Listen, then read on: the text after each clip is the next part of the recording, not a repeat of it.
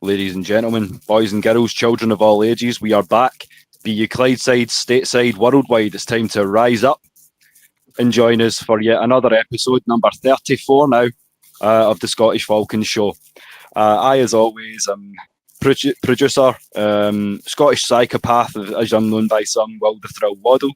And I'm joined, as always, by my co-host with the most and the original Scottish Falcon himself, Des Stevenson. And Des, before we launch into all the good things, breathe. It's okay. We may be bad, but we'll never be as bad as them ain'ts.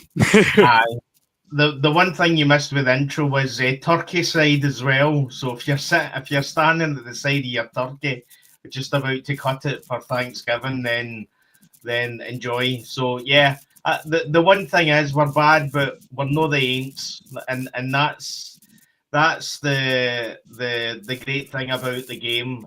And I mean, we'll go into the game, but it was probably the most one-sided Falcons ain'ts game that I've seen in a long time. I would say 100%. There wasn't even a potential that effectively we were going to lose that game. It was so easy, mate.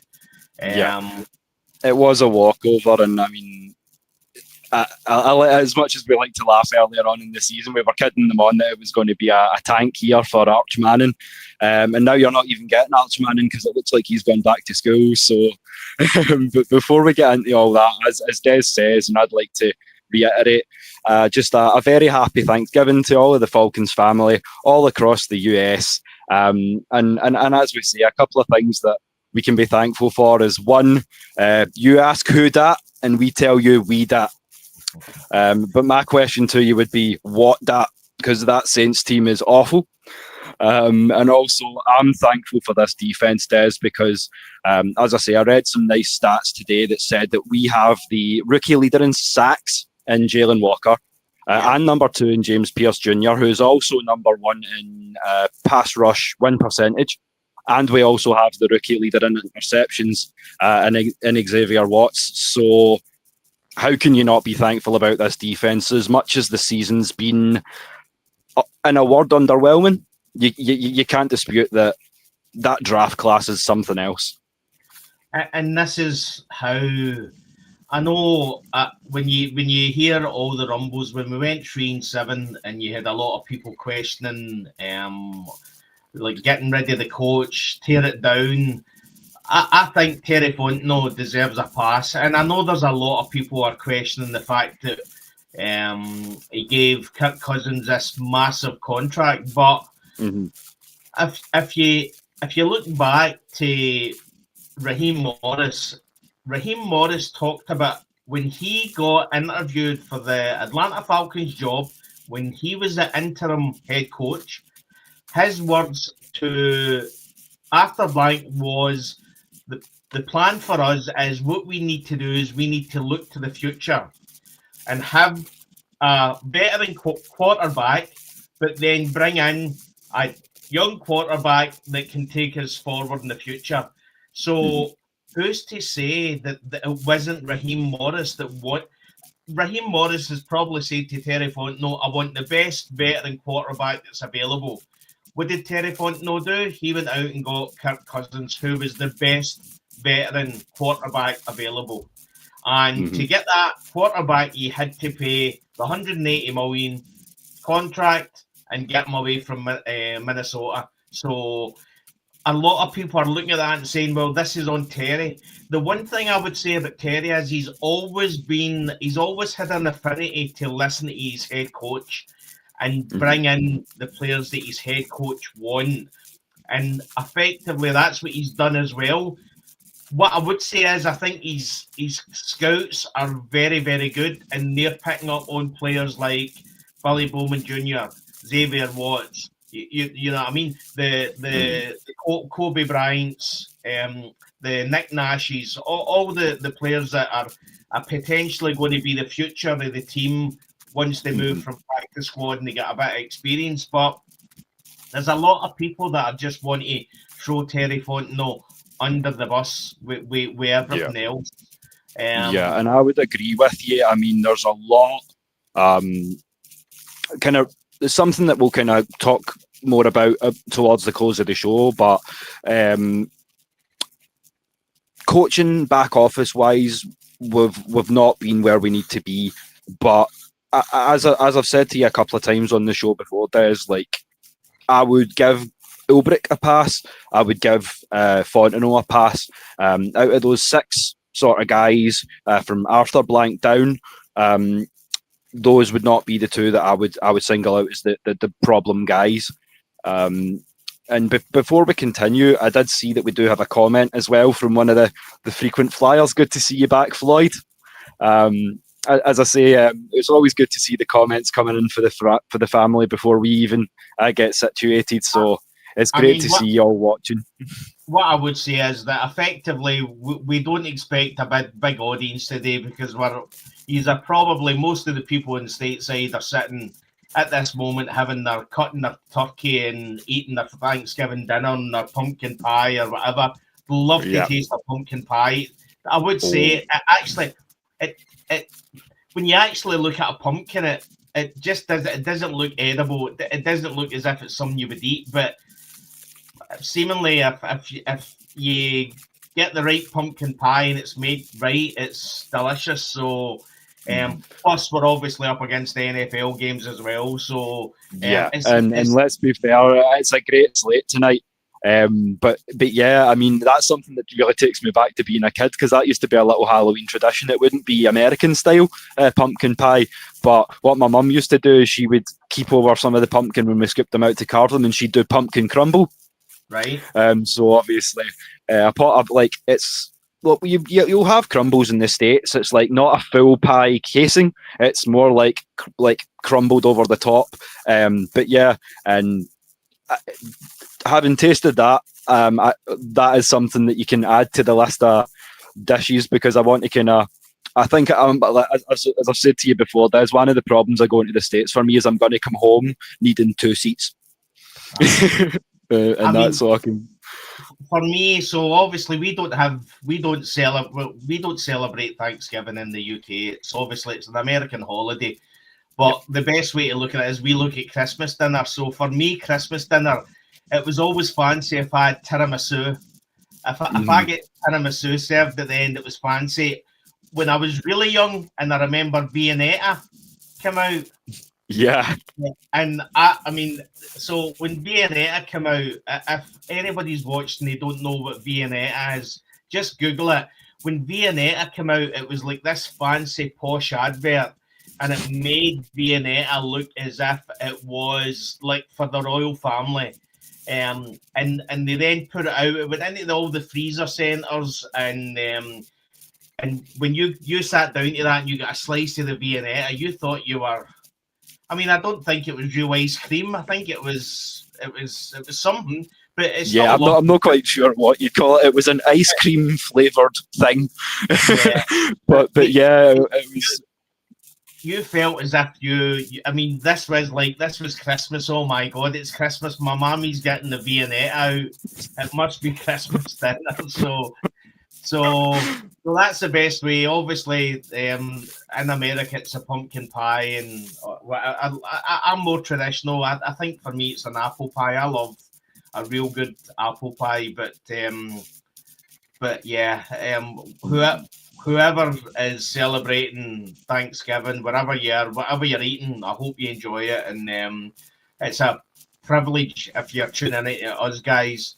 You know what I mean? Again, the way to look at it as well, mate, and just a wee bit more somber, there's a lot of people out there that are still on their own, you know what I mean? Still Thanksgiving, but they might be on their own. So feel free, guys, if you are watching, comment, pop a wee comment in the box, and we'll have a wee chat with you. Absolutely. You know what I mean? Yeah. Not everybody's always around their family.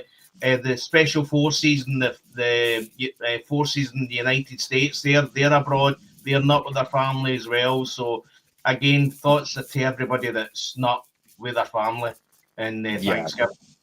Yeah, couldn't agree more, Des. As you say, it's a real labour of love. These shows are made from the heart. And as we say, at a time like this, and over the next few weeks rather, in the run up to the end of the year, Christmas and all that good stuff, just as I say, even if it's only a few minutes at a time that you can spare to jump on with your boys, just know that for as thankful as we are for the positives in this team, we will forever be more thankful and appreciative of you guys that give up your time to sit in and chat with us and hear us talk about the Falcons. So have yourselves a wonderful festive period. But let's get into this game then, Des. So while we're talking about being thankful, as I say, so we played the Aints, come out 24-10 winners, and I've got a picture here that I wanted to pull up because I will kind of bring it down to earth a little bit. Kirk O'Chain's words, we did just enough. And from an offensive point of view, I'd agree. I can see that Zach Robinson finally seems to be making some sort of adjustment, whether it's his choice or whether it's been on Cousins, I'm not sure. But we're almost running more of a play action sort of offense. On Sunday, it was obviously effective. And shout out to Money with 2 O's, Darnell getting a touchdown grab for the first time in a minute. So you love to see that, Des.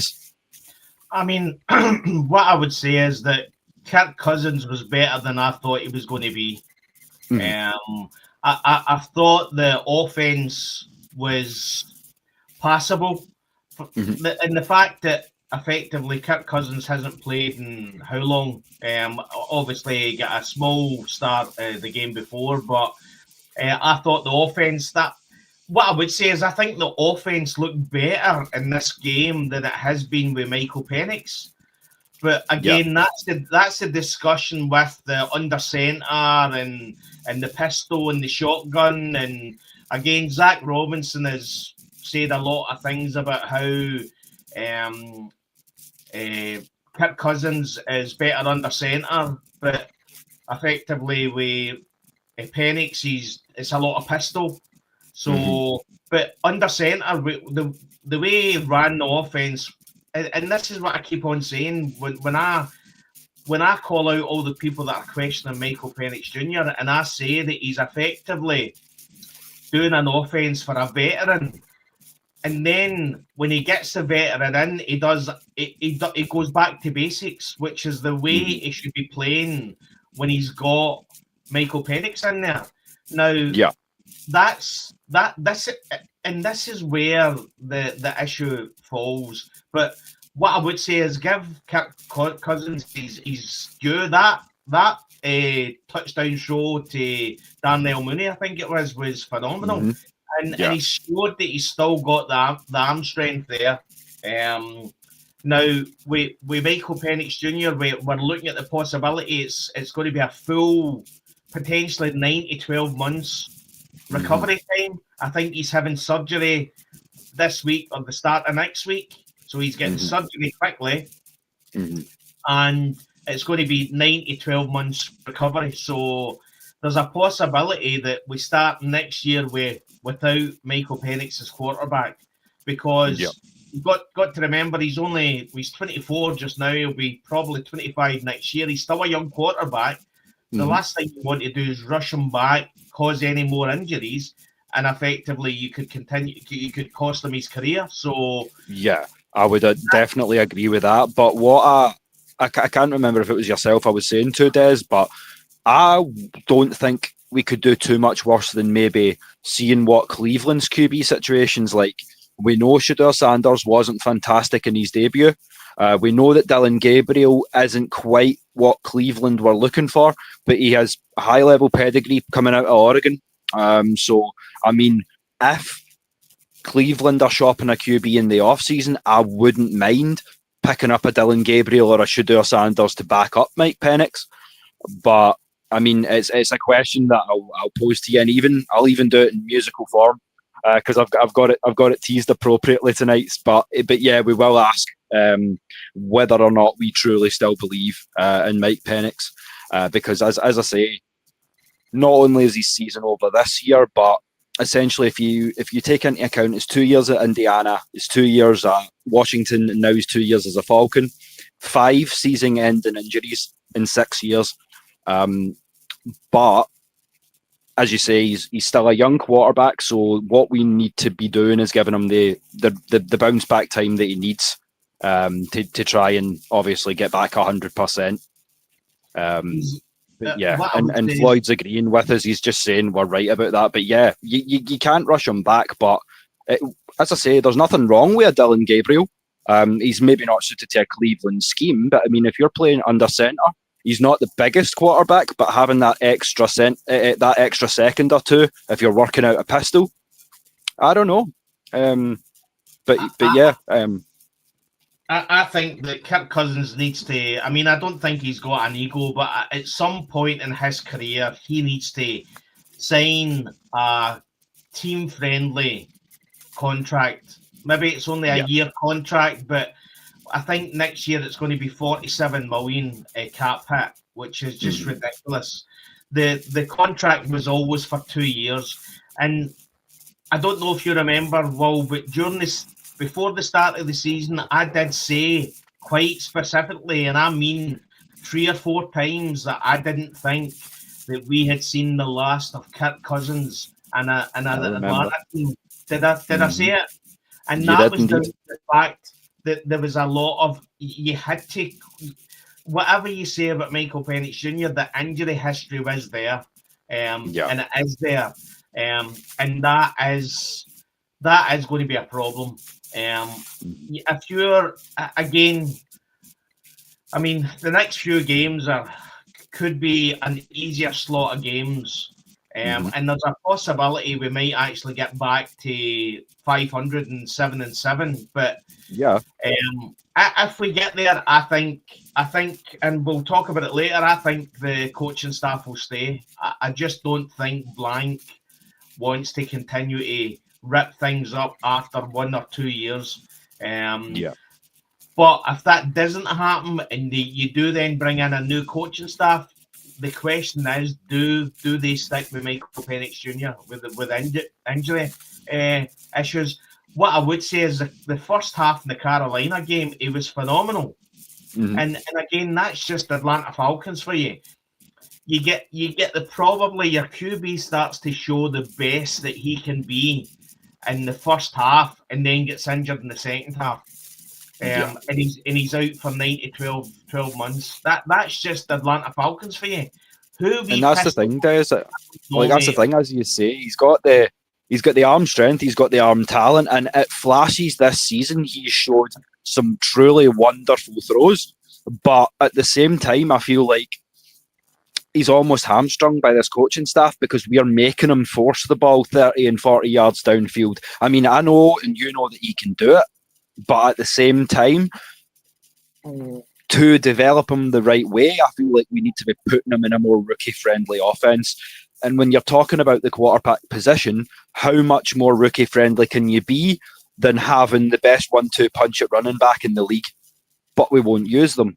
We should be, as I say, I don't know why we've not been play action heavy this whole season, why we haven't been run and then gun.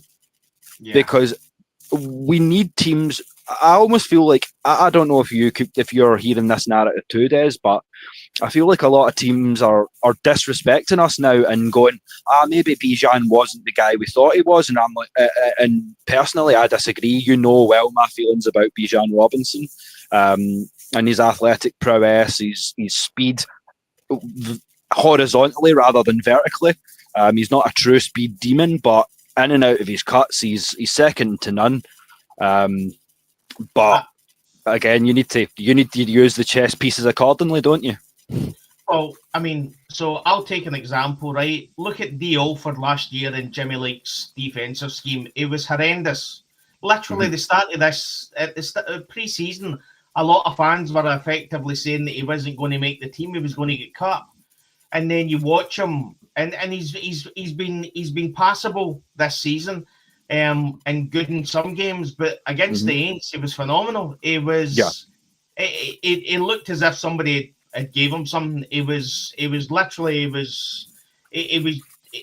just a different player. And that's because he believes in the scheme and he believes in what he's asked to do, so he knows how to do it. And it's the same with Michael Penix Jr. That what he's getting asked to do by this coaching staff is ridiculous.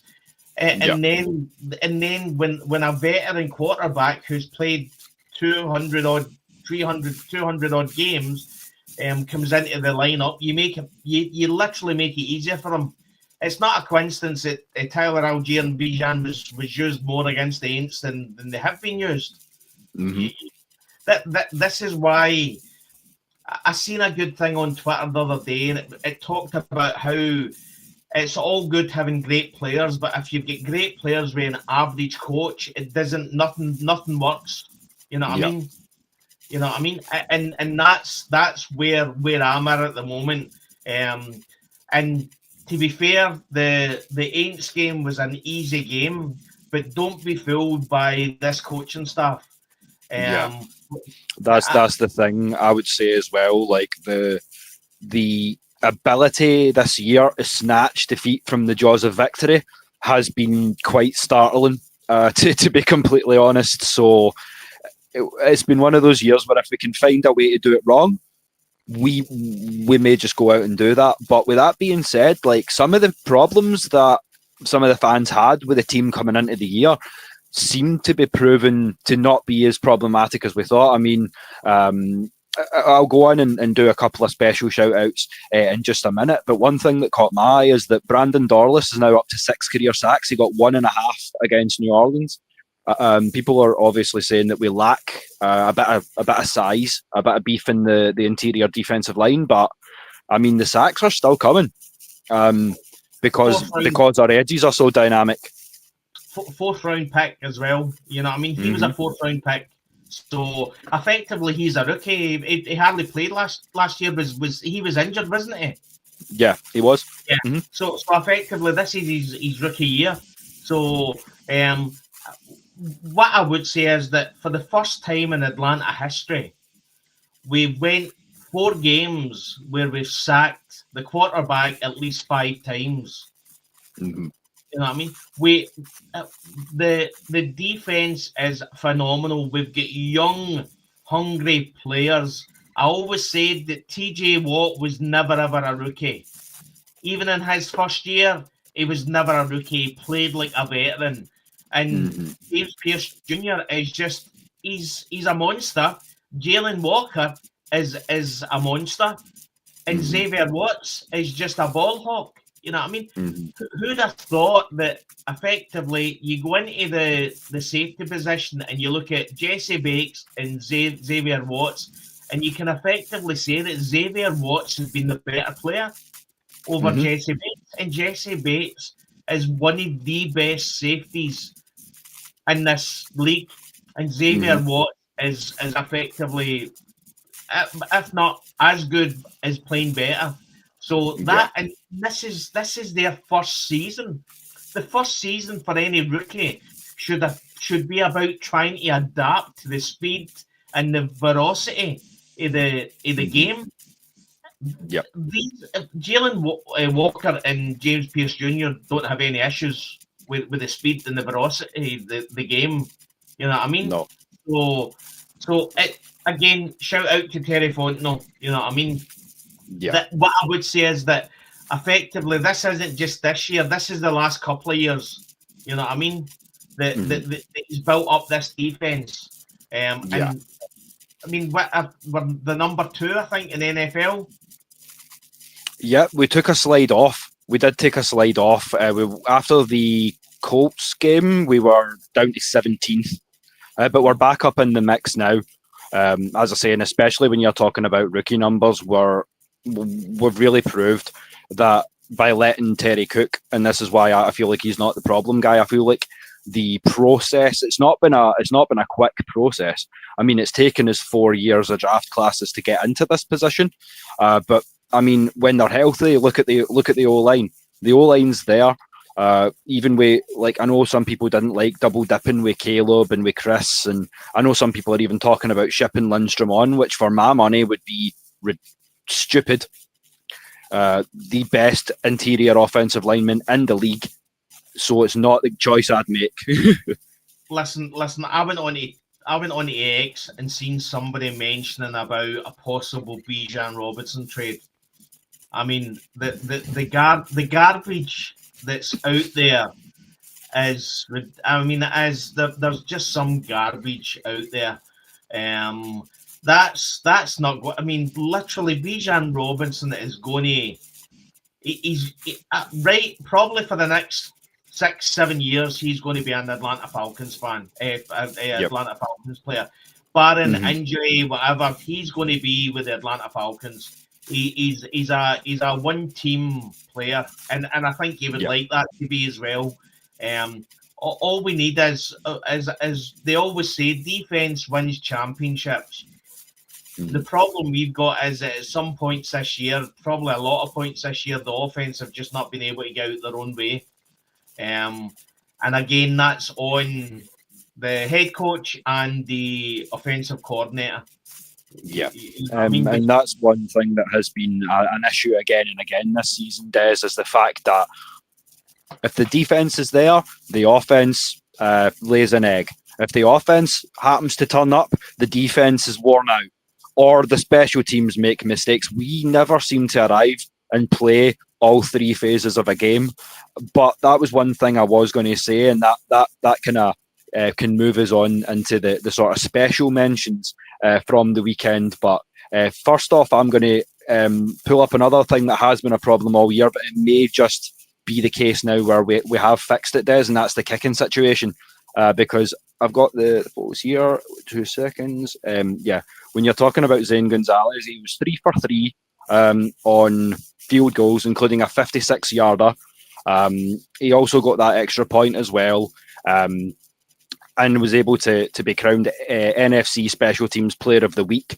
So I don't want to get too keen too quick, but it finally may be the case, Des, that the kicking situation's finally under control. So one thing at a time, eh?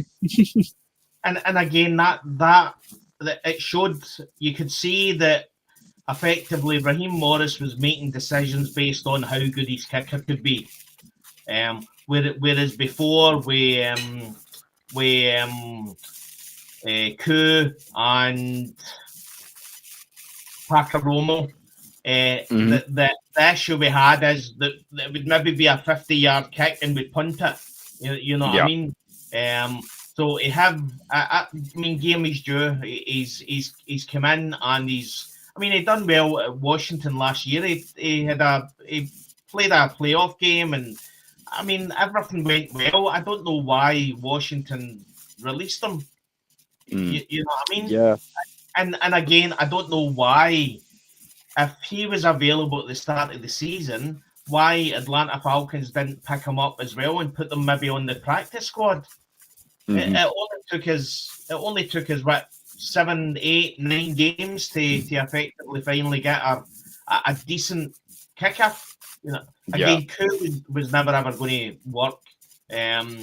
What I would say is we don't know what we've got with Lenny Krieg. We know he's a good kicker, but the coaching staff have been very, very delicate with him. They're not wanting to push him too quickly. But if I'm Atlanta Falcons and I'm Terry Fontenot, I'm literally saying to Zane Gonzalez, right, let's have this. Let's give you a couple of years contract, see where it goes. You know what I mean? Yeah. For the amount that a kicker's going to get paid, you know what I mean? It's a couple of million. It's not breaking the bank. Yeah, I agree. Like, as I say, the fact that the special teams has been such a letdown this year, I'm so thrilled to have a kicker that can actually hit 50 plus. And shout out to Kelvin down in the chat. He's saying that some of the special teams need to be replaced. Players are running right past tackles, and this is something that we've seen a lot. Not to single anyone out, but I noticed that in addition to playing straight defense, on the special teams, JD Bertrand is getting pushed around a lot. Did anybody notice Tyler Algier took part in a couple of the special teams and against the Aints? I did see that, and I was quite surprised actually.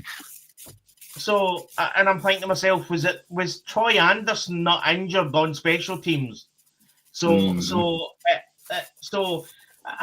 I mean, listen, the fact that we've said before, the fact that we picked specific players based on how good they were in special teams, like the Felipe Franks and the quite there's a whole host of them. You know what I mean? Yeah, Jamal Agnew. Well, I would say Mike Ford, give him his due. He had a couple of fantastic tackles. So shout out to him. But yeah, now I mean Jamal Agnew actually was more improved this time. But you have to question whether it was the Falcons being good or whether the Aints were just really, really, really bad. Yeah. And that's why I was trying to kind of set the fans' expectations and say, look, kind of pump your brakes just a little bit. Even if we win 2 straight, it's New Orleans and it's the Jets, so it's not going to save the season, but to win the games that you're expected to win. But at the same time, there's a lot of games we've been expected to win this year where we haven't. Yeah, as I say, we need to start taking the gimme games, and it'll start to dispel some of these myths. But as I say, we win these games, as you said earlier, Des, and then you start to think, oh, but are we going to have the same coaches now that we're starting to get it? So there's 2 points to it. The issue is the Falcons are not feared. They're not a feared team. You don't see the Falcons on your schedule and go, that's going to be a tough game. You see the Falcons, and again, somebody said, you know what I mean, we've lost twice to Carolina Panthers. You know what I mean? Bryce Young effectively turns into Peyton Manning against the Falcons, and then effectively turns into, I don't know, I wouldn't even say Jameis Winston, turns into Ryan Leaf. Against every other team, you know what I mean? So the issue we've got is that our divisional teams do not fear us. Tampa Bay aren't looking at the Falcons and thinking they're going to be a tough game. You know what I mean? The Buccaneers have got this season to lose. And Carolina Panthers, but they're 6-6. I mean, who's seen that coming? But what I would say is that if you looked at their schedule, it's absolutely shocking. So let me just put it up. Carolina Panthers schedule. So effectively, they've got next week. They've got the Rams. Then they've got the Saints. Then they've got the Bucks, they've got the Seahawks, and then they've got the Bucks again. So that's quite tough. The issue we've got, if we're talking about where we stand just now, I know we were going to talk about that, but if we're talking about where we stand just now, the issue I see is that the Tampa Bay Buccaneers schedule is relatively easy. You know what I mean? So you effectively look at theirs. Theirs is the Cardinals, the Aints, us, the Panthers, the Dolphins, and then the Panthers again. Yep. So, and this is the thing. It's been the case for 5 years now. Tampa Bay don't need rear views because there's no threat in the South. And then this is what I said a few times at the start of the season, and Des will back me up here. I made it abundantly clear that if we wanted to achieve a sustainable modicum of success, we would have to run the South, because look at divisions like the the AFC West, the AFC North, even the NFC North, where there are real powerhouse teams punching each other in the face every week to get that division title. It doesn't happen in the NFC South, and that's what we need. Is we need to put the fear back into these teams again. And that's the biggest issue, mate. The biggest issue is we get players that would put fear into you, and we're using them wrong. And I guarantee you that the offensive coordinators are looking at this Atlanta Falcons team and going, that defense is tough. You know what I mean? We need to schematically change what we're doing. against this defense. It's you've got Jesse Bates, Xavier Watts in the back. You've got effectively James Pearce Jr., Jalen Walker, Onyemata, and Brandon Dorless, Caden Ellis. I mean, it's talent everywhere and tough guys. But the defensive coordinators, all they're doing is they're going, right, okay, see if we stop Bijan and Tyler, that's us. Game over. You know what I mean? So 100% agree. And as you say, that's I've always made the point that I want my defense to hit hard but hit clean. So shout out again to inside linebacker Caden Ellis. He's been nominated for the 2025 Art Rooney Sportsmanship Award. And that's what we love to see. And that's what I feel like Jeff Ulbrich was trying to instill in this defense with his heart, mind, fist philosophy. I'm going to knock you on your arse, and then I'm going to help you up. And then I'm going to do it again and again and again. And it's great to see, Des. I can honestly say it's the best thing that ever came out of the Aints, mate. Honestly, I mean, they had him for about 3-4 years and used him wrong. And again, fair play. Terry Fontenot brought him in, and we've used him. I mean, he phenomenal. I mean, he's one of the captains. He's a phenomenal player. The speed, his hindsight. He just sees things happening. But what I would say is we can be all happy that we beat the Aints, but as Kelvin O'Connor 1660 says, the Aints are horrible. I mean, and that's it. With that game on Sunday, we don't know which Atlanta playing well or which the Aints playing bad. But as I said before, mate, that is probably the most one-sided Falcons Aints game that I can remember for a long time. And I mean, effectively they had a pick six, and they got 7 points. And apart from that, so the defense only effectively let 3 points go past them, and that was a field goal. You know what I mean? The defense controlled that game on Sunday, and it was beautiful to watch. It showed as well, Will, that all we need is a competent offense. We don't effectively the way we were at the start of the season, the other way. We believed that the offense was going to be a juggernaut, and that all we needed was a competent defense. We've now got a defense that's a juggernaut, and now all we need is a competent offense. You know what I mean? And it really has been one of those seasons, as we say. We can't arrive in all three phases. the Falcons, it's always upside down world of the Falcons. You know what I mean? We create history, but in a bad way. You know what I mean? You see what after these games, first player in history to do 200 yards, blah, blah, blah, in the first half. And I mean, we create history in a bad way. And as I said before, teams don't fear us, and we need to change that. Well, that's one thing I will say is the amount of headlines for the young guys on this defense. They're going to start to see something soon if they don't by now.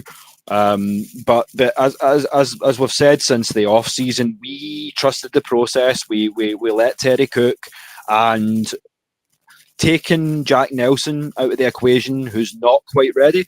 4 out of 5 of those guys that you took in that draft, just phenomenal, pro ready. I mean, as you say, I mean, it was a big risk starting 4 rookies, but it's self-evidently proved to be the best option. I mean, I actually done something today.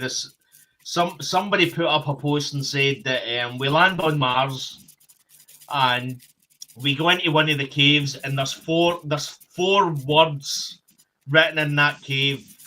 What are these words? And I put up on my X, Atlanta won the trade. I will die on that hill. I mean, how can anybody? This is the issue with the mainstream media. How are they? Listen, we're 4-7. We know that, but the plaudits that we should be getting for this defense and for James Pearce Jr., for Jalen Walker, Now, bearing in mind that Mike Mayock said he had Jalen Walker over. What was the guy that went before him? You talking about Michael Walker? No. The was it? I can't remember, but he had him over the first defensive tackle that went, and he said that he seen Jalen Walker as a Micah Parsons, a bit undersized, but all the talent was there. And believe me, we're now starting to see that. So what I would say is that this season might be over. Potentially it might be over, but I'll tell you what, there's phenomenally a lot of positives that we're seeing from this team. That's why I think, unfortunately, that come the end of the season, we're going to run with this coaching staff again next year. Yeah. And another really good question here. I'll let you tackle this one first, Des, from Kelvin. So speaking of defence, when are we going to see Trice and Troy? They're quickly becoming expendable. Yeah. For me, Troy Anderson needs to get fit quick. But at the same time, again, he's talented, so I don't want to hamper his long-term prognosis and things like that. But for me, the guy who's surplus to requirement right now, who we could maybe get a bit of capital back for that we could use for next season, would be Arnold Ebiketie. Because we have Leonard Floyd there to be that edge mentor sort of thing to JPJ, to Jalen, to these guys. So I think if you're going to get rid of someone from the front seven, my pick would be Ebiketie. But do you agree with that, Des, or would you look at shopping a Trice or a Troy Anderson? What I would say is that if you're Braylon Trice or Troy Anderson and you're looking at this defense, you're wondering.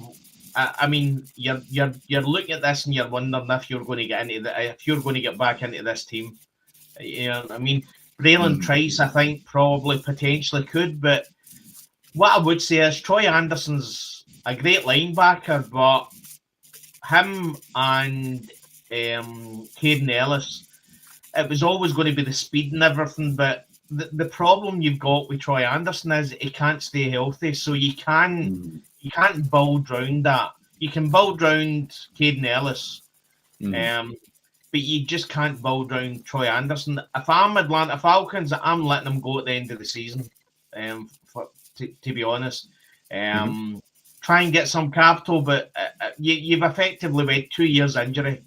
Two years of injuries. You're not going to get much capital.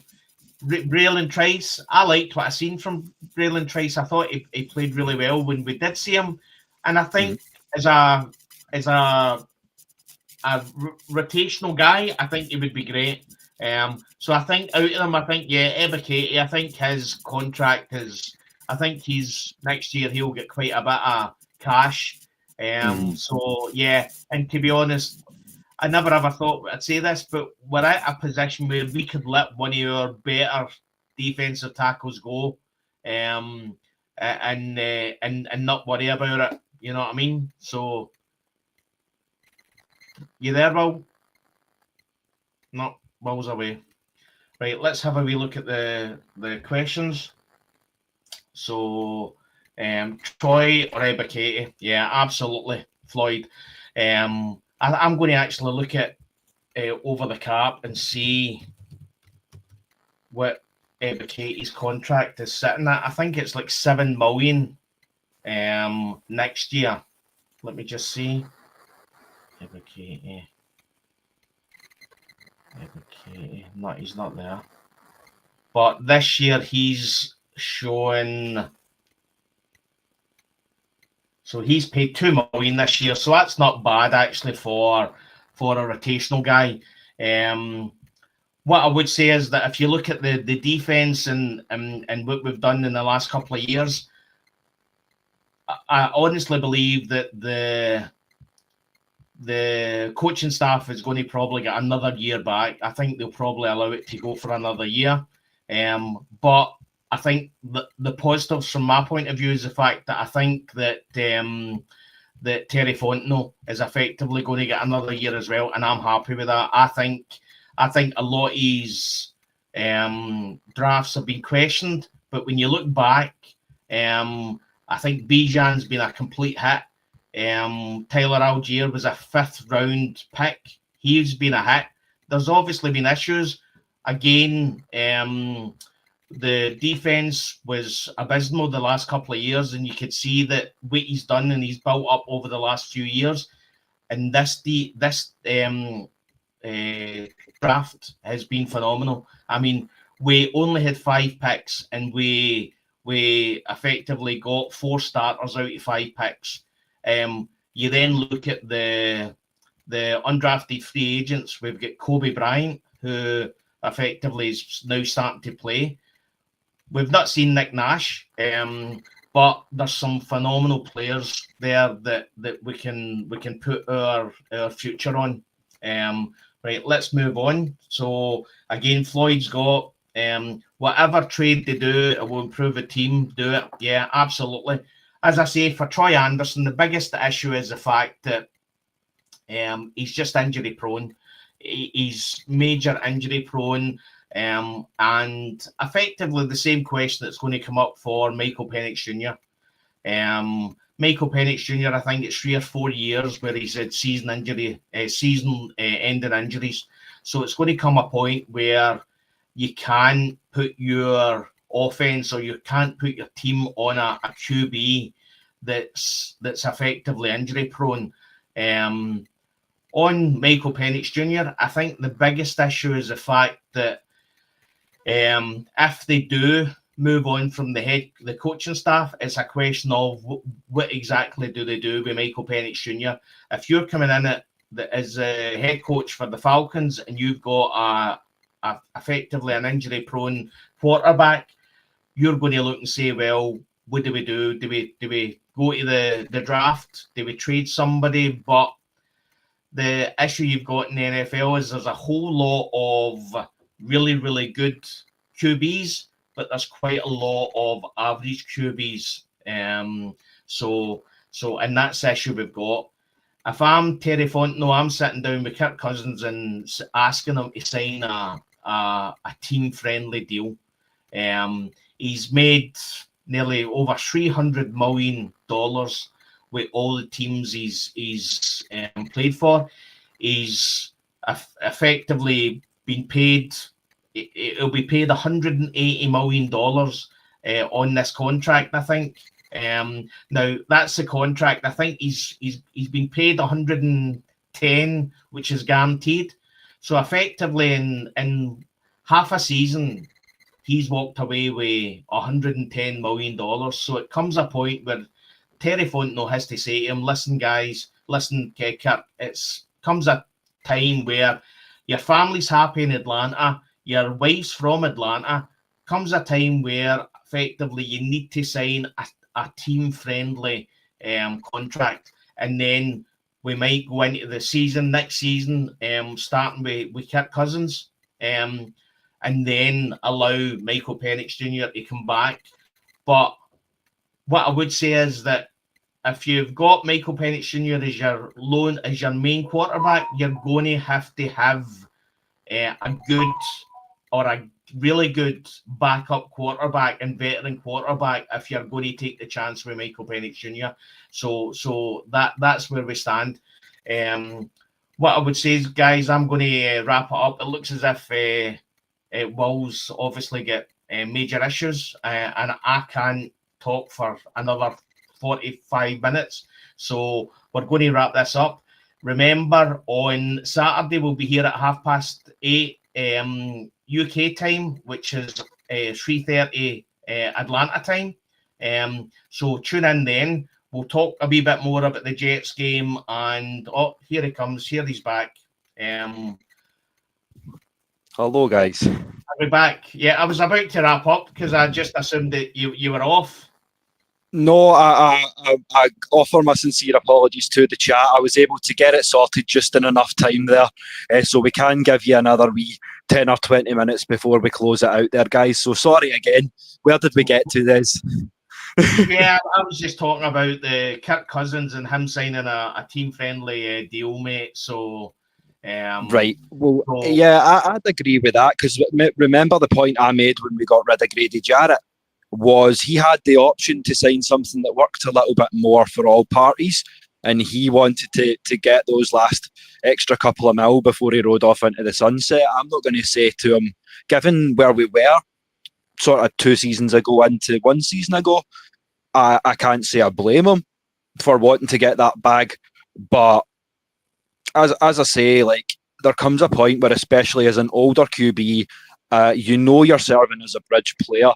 It's not going to be a long-term thing. You're not going to have 6, 7, 8 years of the Kirk Cousins experience.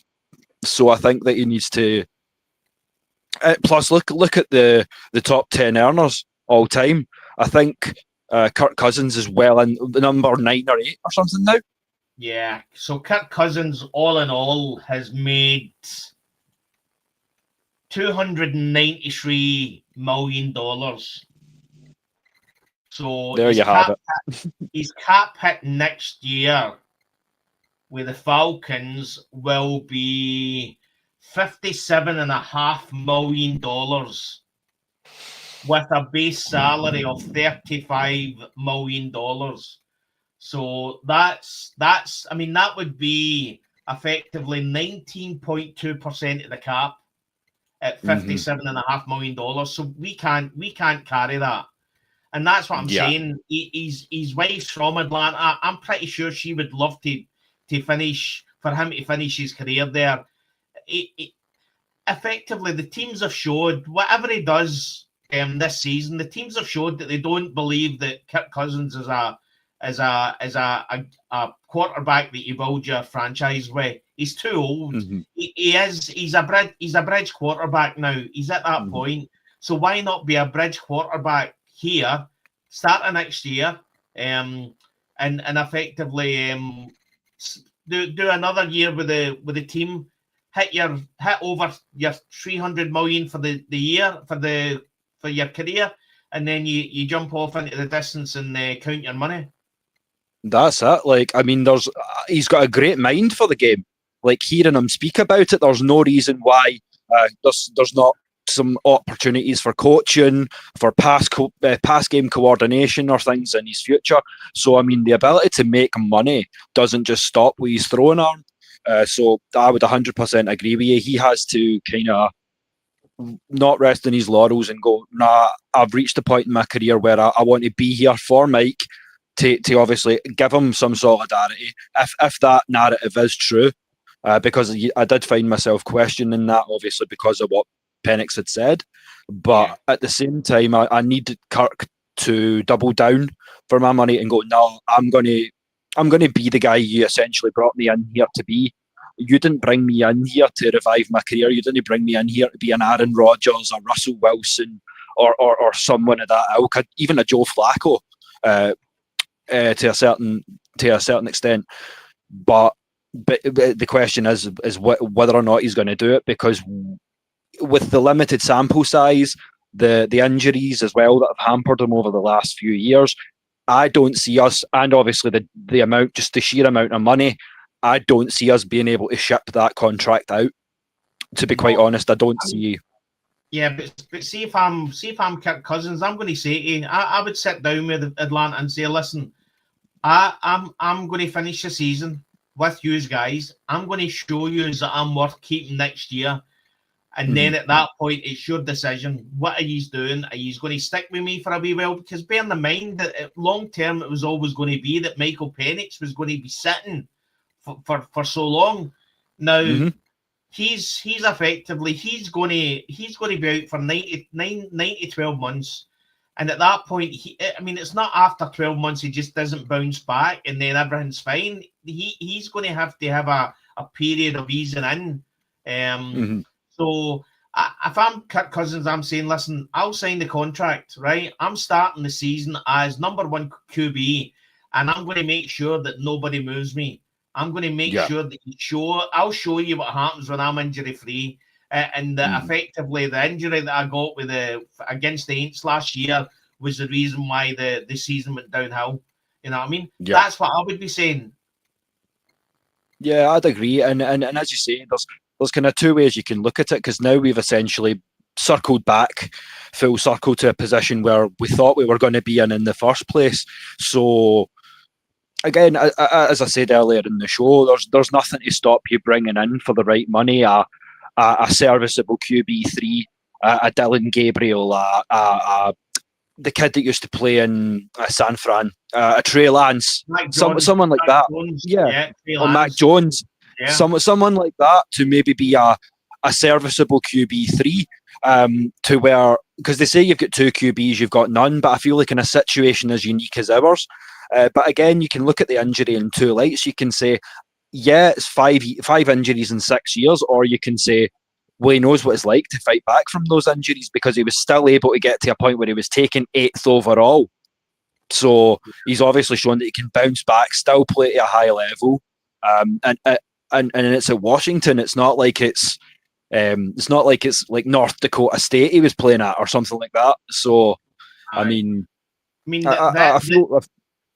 Sorry, that's what I've got. Well, is that it's all good saying that you could look at maybe Mac Jones. As I said, Mac Jones is in a Shanahan offense, and it's easier for them. The issue I've got is with Zach Robinson.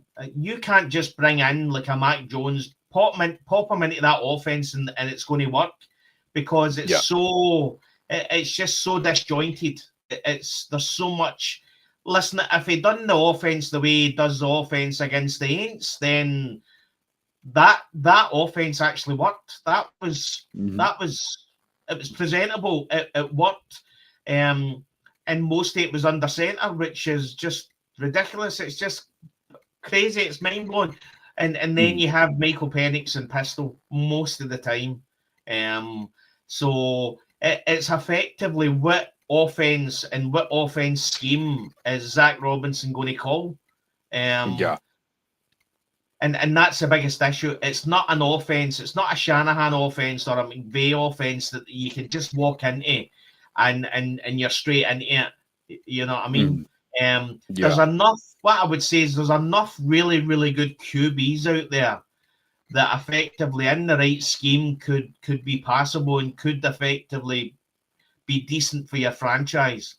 But what I would say is if you're a quarterback out there and you know that Michael Penix is going to come back, and when he comes back, he's taking the job, there's going to be a lot of QBs that are going to say, no, I'll pass.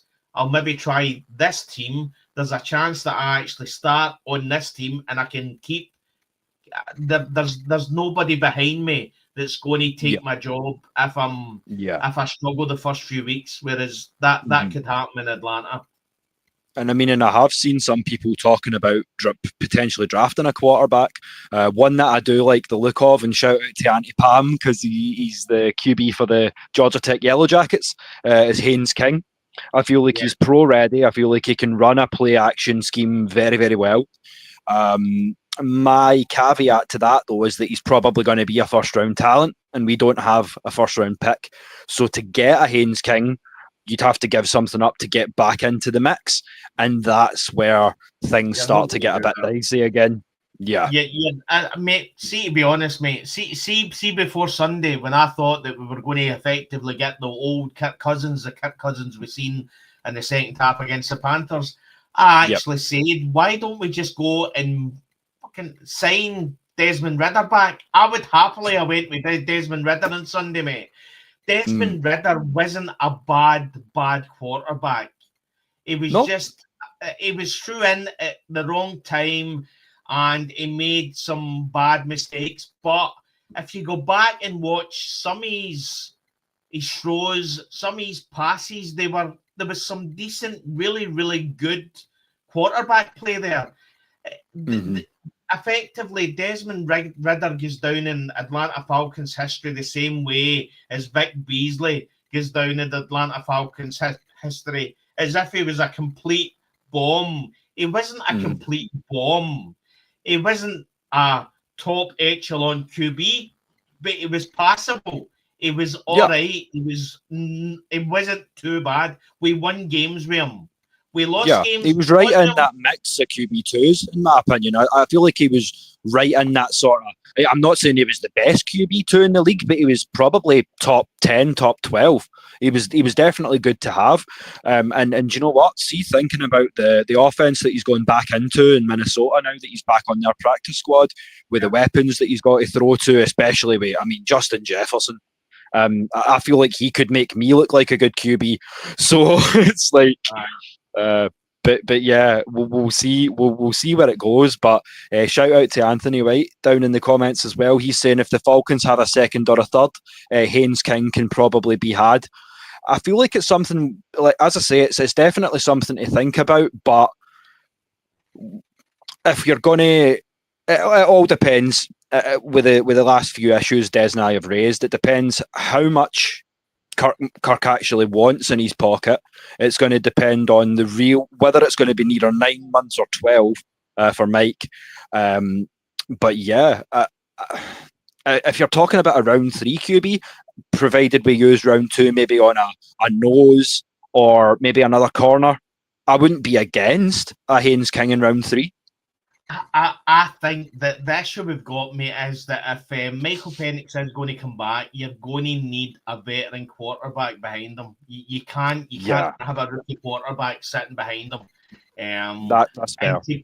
And that's it. If Michael Penix Jr. goes down again, then you're at a point where it's going to be game over. And it's unfortunate because effectively in the first half of the Carolina game, we were thinking this boy. I mean, it was fantastic. It really was probably one of his best first halves, and then he gets injured, and effectively the doom comes round Atlanta Falcons again. That the future is, his injury. He's had so many injuries. It's the other ACL. It's just there's so many negatives around it, but the positives is you can't write this guy off. You can't just say that's it for him. You need to. Joe Burrow's come back from an ACL. You know what I mean. So effectively, it's the first injury he's had in a few years. So you just need to give him time, but.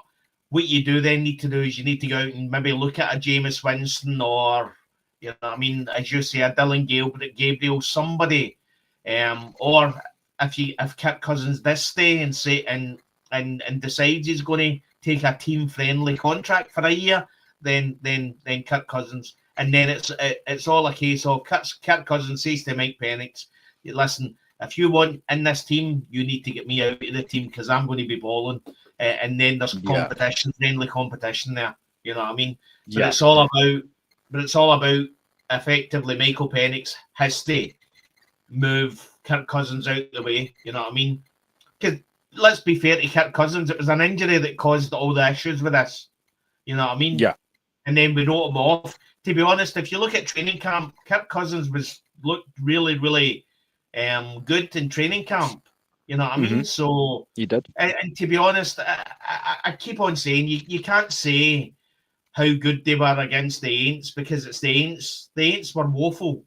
But from what you've seen, he's still got the arm talent. He's still got a bit of strength in his arm with that Darnell Mooney touchdown. So I'd be sitting down and saying, right, come on, Kirk, let's see what we can let's do something here. If you want to go through, if you want to go in next year with the contract you've got, it's just not going to work. Yeah, if you want 35 million, shows $35 million worth of play. I'd completely agree with that. But that was the question that I was going to pose to you in song form, because as I say, we've kind of spoke about it tonight, and although it doesn't concern our compatriot here, Joe Hendry, I will do it in song form. So we asked tonight, if you say his name and he appears, do we believe in Mike Penix? And the question and the answer to that would be Yes.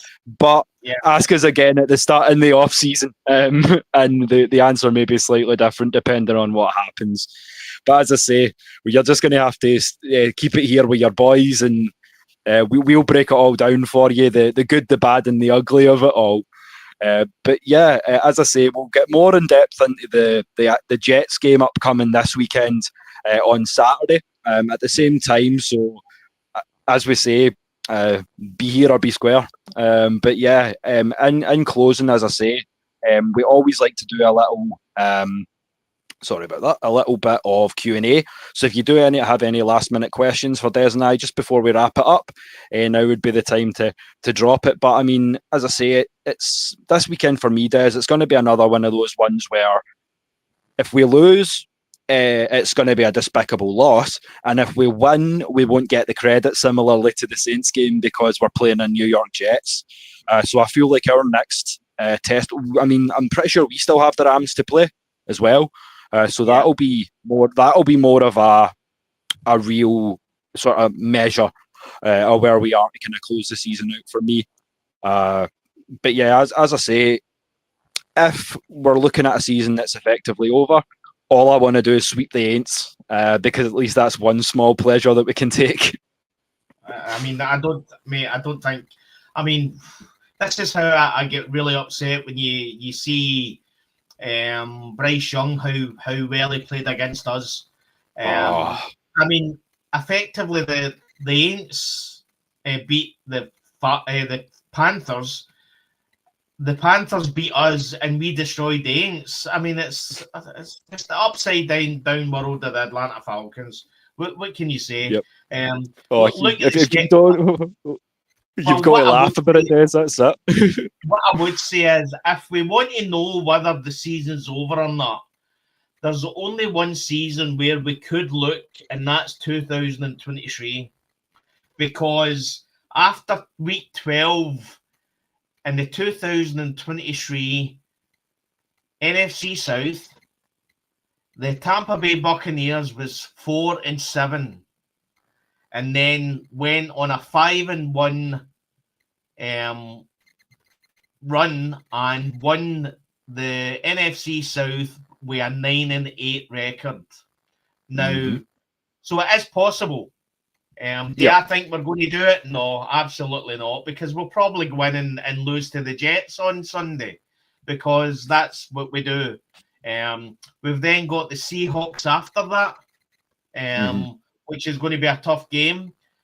We've then got the Buccaneers, then the Cardinals, then the Rams.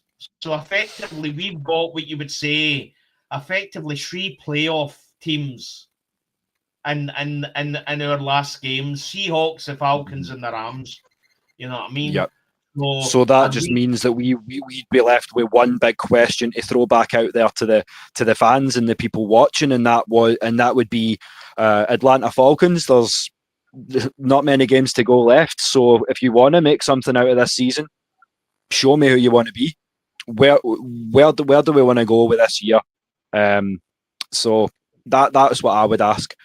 But yeah, we're going to keep asking the hard questions until things come right, because we know that's what you love from us, and that's what we're going to continue to do. So before we wind things down, just a reminder as always that you can join the panels. We're always looking for new guys to come on, share the love of the Falcons, talk about everything that's been going on in the maybe a bit further afield, because Des and I have been talking for the last few months about getting into some college football, pro wrestling, all that good stuff as well. So keep your eyes peeled, keep it Celtic, and your boys promise we will always endeavour to do the same. But if the guys are trying to find you, Des, I know a lot of people have been watching on there recently, but where can they find you? Well, after you kicked off, mate, they can find me in the hospital after I nearly had a heart attack when you disappeared. But apart from that, they can find me on X, where a lot of the guys are watching just now on Scottish Falcons. So that's effectively where I'm at. And we appreciate you all again for tuning in. And the amount of comments and contacts we've been gaining through X has been really great to see as well. So just keep them coming is all we can say.